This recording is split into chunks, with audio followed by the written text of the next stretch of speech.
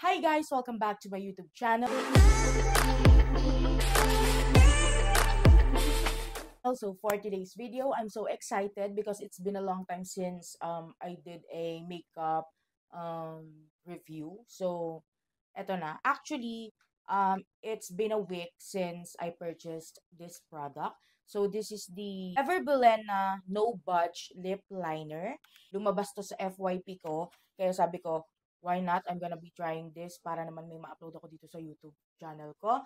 And para naman magkaroon ng idea yung mga sumusuporta sa akin kung dapat ba nilang bilhin to o hindi, kung maganda ba or whatsoever. So, ayun. So, eto po ang itsura ng kanyang packaging and I hope na mag-focus tong camera ko. Ayan siya. Super simple lang and I got the shade Spiced Latte. Okay? So, ayun guys, this is biglaan lang. Biglaan lang tong pag-review ko ng video kasi nga ang tagal ko ng, 1 week na tong nasa akin. And gusto ko na siyang i-review sa inyo. And ayun, biglaan lang to. So, mabilisan lang to but I am planning to do a wear test also. So, this is the lip liner looks like. Ayan siya. Very, very cute. Ayan. And may pagka, ano bang tawag sa ganon? Ombre effect dito sa part na to. Ayan. Oh, ganun siya. So, simple lang yung kanyang packaging. And it looks nice. So, ayan siya guys. So, kailangan yung iikot to, tong part na to, naiikot yan, para mailabas yung product. And I think yung sa ilalim, hindi ko alam kung ano to.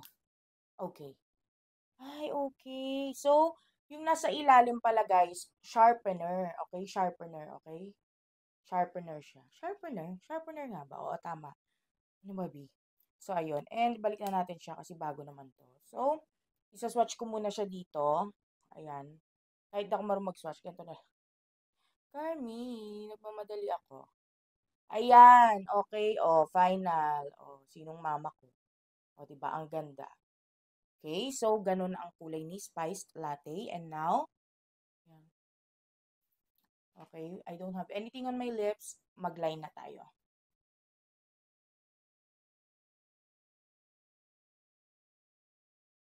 Ay, okay. Medyo ano pala siya sa akin.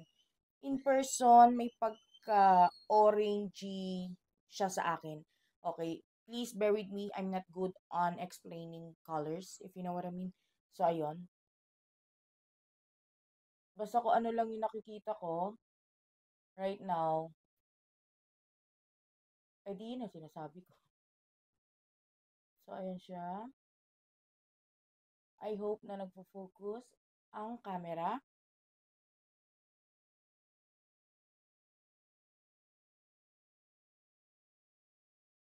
Okay.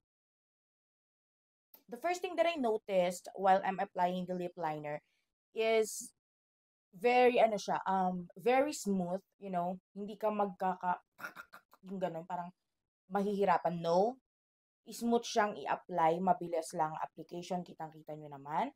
And I think tama lang, sakto lang yung pagka-creamy niya. Okay. And ayun, ang ganda ng shade na to.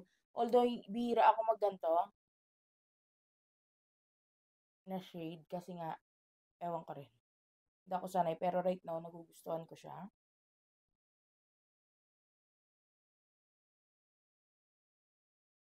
Oh, 'di ba lumagpas ako. So ayun guys, yun yung thoughts ko muna sa ngayon. Very smooth siya i-apply. Hindi siya gaano ka-creamy and I think i-wear test nga natin siya para malaman natin kung talaga bang smudge proof siya kasi medyo mahaba ang day ko ngayon. Medyo mahaba pero magto 2 PM na. Actually 2 PM na nga. So it's already 2 PM. Let's see kung gaano siya kakatatagal. Kung it's smudge proof nga ba siya kahit kumain uminom ako. So I'm gonna be updating you guys later. Okay guys, so just a quick update. Ayan, ganito na po yung itsura niya sa aking labi. Still maganda pa din siya. Alright guys, I'm back and here is my final thoughts about this product. So, pagdating sa shade niya or pigment, goods siya sa akin. Okay, good siya. Kasi, nakita nyo naman nung sinwatch ko siya at the back of my hand, talagang isang ganun lang, nakita mo na agad yung uh, pigment niya. Yung, ang ganda na agad ng color payoff niya, di ba? And then, sa pag-a-apply naman, papatayin ako dito kasi nag-iisip ako. Sa pag-a-apply naman, for me, do sa experience ko, ang easy lang niya i-apply.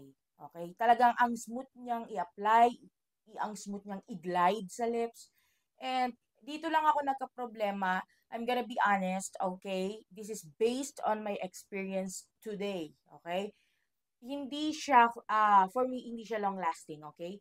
Kasi, as you can tell, dito sa part na to, tong area na to, um, medyo burado na siya yung line na, kasi medyo nag-overline ako ng konti kanina.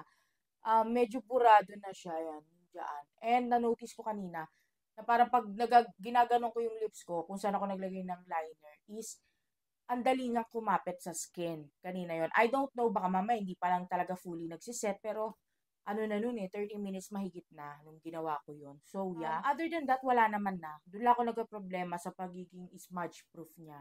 Okay. Dito naman sa baba, mas goods pa yung liner dito sa baba. Okay. Hindi ko alam kung ba't ako nagka-problema dito sa top part. Sa side. Ayan, dito. So, ayan, para makita nyo, lalapit ako. Ayan, oh. Halos wala na dito sa area to. Medyo madali siyang nag-fade doon. Pero again, for me, maganda pa rin tong lip liner na to. Hindi nga lang siya smudge proof. Okay? Pero pagdating sa pigment, isang ganun ko lang kanina. Actually, ngayon meron pa nga eh. And eto, trinay ko na yung alisin. Nung nasa church na ako, nagsabon ako ng kamay ko, kinuskus ko siya, pero nandyan pa rin. And yun nga lang talaga, hindi ko lang kung ano naging problema dito sa top part, okay? Pero for me, ayos pa rin tong lip liner na to. Kasi pagdating sa pigment, pagdating sa application, wala akong problema. Kasi etong lip liner na to, it is creamy but not too creamy. And this lip liner is very easy to use. It is very easy to glide on my lips. Yan yung na-experience ko dito. So, ayun lang guys. Thank you so much for watching. I'm gonna be seeing you on my next video.